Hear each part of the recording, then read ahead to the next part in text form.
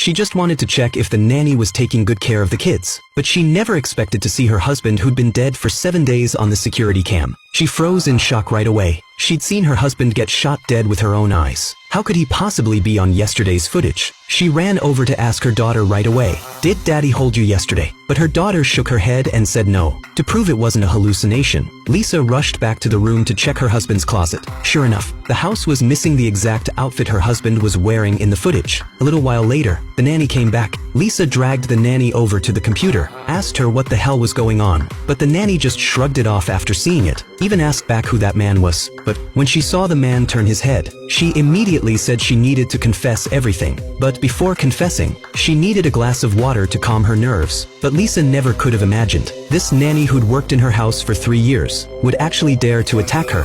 While Lisa was screaming in pain, the nanny grabbed the clothes and hightailed it out of there. She couldn't wrap her head around it. Why this usually quiet and decent nanny would suddenly act like this. To find out the truth, Lisa called Detective Hunter, who was handling her husband's murder case, to the house. But just as she was about to show Hunter the footage, she suddenly noticed the memory card was gone. She instantly realized the SD card must have been taken by the nanny. Based on the nanny's weird behavior, Lisa made a bold guess. Her husband Joe might not be dead after all. Even if he was, the nanny must know the secret behind it. But Detective Hunter didn't really believe Lisa. He even thought Lisa might be having mental issues from losing 2 loved ones in a short time. Turns out 2 months before Joe was killed, Lisa's sister was also killed by a mystery person, and the killer still hasn't been caught. Hunter wanted to solve the case quickly, went over the details of her husband's murder night with Lisa again. That night they were out walking. A motorcycle suddenly rode by and snatched her purse, and she fell to the ground because of it. But the 2 masked guys didn't run. They wanted Joe to hand over his wallet. After Joe refused, the masked guys shot Joe 3 times right then and there. When she ran over to Joe, he already wasn't breathing. Since Lisa was a retired Air Force member, she knew for sure the gun they used was a Glock 17. But after hearing that Hunter started suspecting Lisa, he checked all the guns in her house. He even wanted to take the same Glock 17 from her house back to the station for more tests.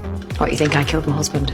Lisa was so fed up. Instead of waiting for him to solve the case, she figured she'd find clues herself. Then Lisa called her mother-in-law, asked her mother-in-law if when she identified the body that day, she'd really gotten a good look, if that was really her son. After hearing that question, her mother-in-law got really angry. How could she mistake her own son? To find out the truth, Lisa planned to go ask the nanny again. So after getting the kids settled, Lisa went to the nanny's house. But no matter how she knocked, the nanny didn't answer. At first she thought the nanny wasn't home, but looking through the window, the gas was still on in her house, which meant someone must be there. So she walked to the other side of the window. I can see your feet. I'm sorry I grabbed you. I panicked. Just please open